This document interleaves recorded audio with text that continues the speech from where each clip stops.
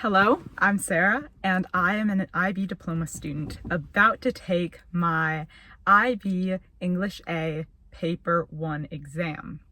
I have just come back from doing a little bit of reviewing at a cafe near my school, and we're supposed to be meeting up in 10 minutes, and I'm in my school parking lot right now, and I'm going to be doing a run through just to help myself but also the viewers watching right now.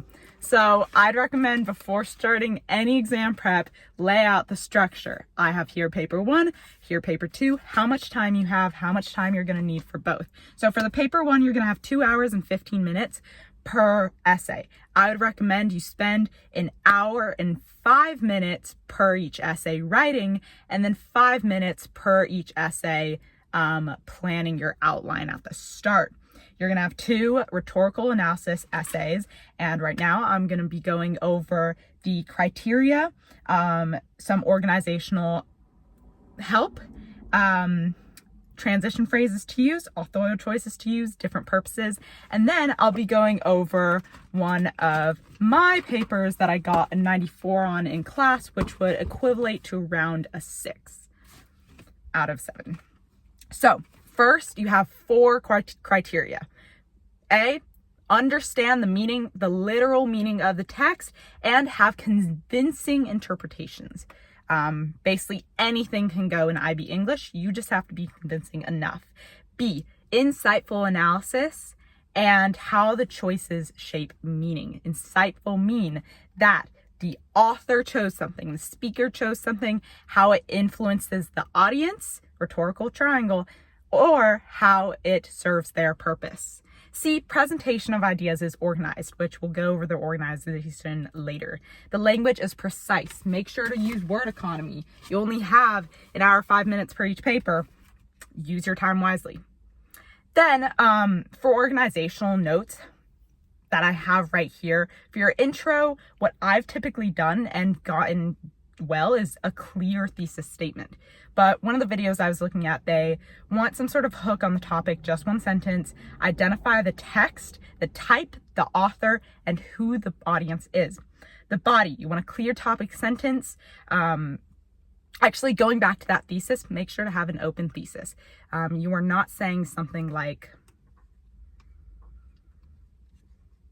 you're not supposed to say, the speaker uses several choices such as symbolism, imagery, and repetition to the audience in the TED Talk to allow them perspective, No, do not state which authorial choices. You will do that in the topic sentences later. Keep it open. Next, in the body, clear topic sentence and state your literary choices that you are going to be using for that paragraph. Precise textual references.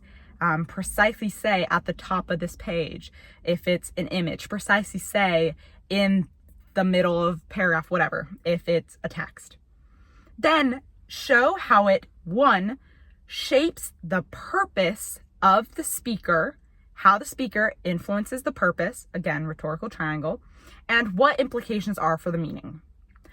Or number 2, how it impacts the audience, how the speaker has try to impact the audience.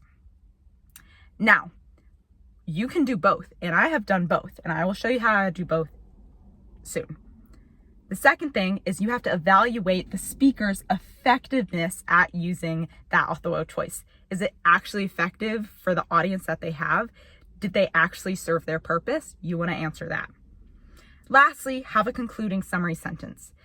Use CEA, EA if you want, CEA, EA if you need, evidence analysis, but have your concluding sentence. Do that however many times. Typically you're going to have 2 to 3 body paragraphs. Conclusion, restate the thesis. 2, synthesize. Do not summarize your body paragraphs, but I've summarized. You'll be fine, but if you do want to be more complex, synthesize as opposed to summarizing, which is combining 2 or more ideas. And final thoughts linking to further implications of the text. If you have time, do a so what sentence. What's the implications in the real world, whatever.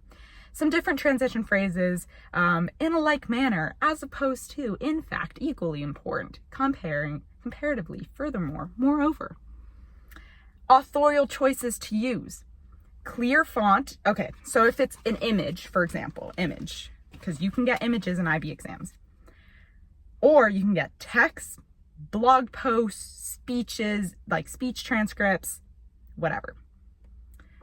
Clear font, large print, contrast colors, jargon, casual words, color scheme, format, structure, text types, subheadings, repetition, footnotes, flash forward, foreshadowing, symbolism, flashbacks, vivid imagery, word choice or diction, it's called, syntax, which is the arrangement of the words in a sentence, juxtaposition, background, font, perspective, so third versus first versus second, tone, irony, dramatic, situational, verbal, metaphor, allusions, similes, motifs, and anecdotes. Motifs are different from themes. Remember, motive is like dark versus lightness, as opposed to a theme of love trumps all. Purposes, plethora of things. You have to make sure you tailor it to your prompt. So a purpose could be for the reader or society to learn or understand a message or a theme. Or a purpose could be for readers to learn a new perspective or empathize with a new group of people. Or it could be to vote for someone, to buy a product, or to ask for help. So, what time is it? All right, I got like 2 minutes. So now I'm going to be doing an overview of what I did for my paper 1 guide textual analysis in class. I got a 94, and then I'll tell you guys what I could have done to improve more. So I'm just going to show my introduction, my 3 body paragraph authorial choices, and my conclusion. So first in class we chose different flyers. I chose this one because I actually do know this commissioner in person, but on the real IB exam you will not be able to choose, so please make sure to practice with several different texts and several different images. But yeah, so let's go through it. At first, my thesis was wordy, and so I fixed it in my studying process. But 1. The investigation attempts to analyze how the campaign advertisement appeals to the intended audience of eligible voters, therefore attempting to persuade the audience to vote for the Fulton County Commissioner candidate Dana Barrett. That's way too wordy. Also, this is not global politics. I don't know why I said the investigation attempts to explain. So a better thesis is: the Dana Barrett campaign flyer appeals to eligible voters through visual and textual elements. All right, so that's a very open one. My topic sentences of each body paragraph, I'll read right now. To begin, the campaign flyer's pictures and placement of them connects with eligible voters who desire a commissioner who connects with their constituents. Quite wordy, I will say. My second body paragraph topic sentence is: another authorial choice important to analyze is the conciseness and clearness of the fonts. Finally, Barrett distinguishes herself from her candidate Lee Morris by the color of the background differences. That's her candidate, Lee Morris. And I stated that the audience were eligible voters and that the purpose was to gain their vote. Pretty simple. In conclusion, the design and authorial choices of Barrett being a neighbor, conciseness and clarity, Barrett interacting, color contrast, all connects with voters and attempts to serve the purpose of gaining their votes for Barrett. So there you go. I hope you all do well in your exam and wish me luck on mine. Bye.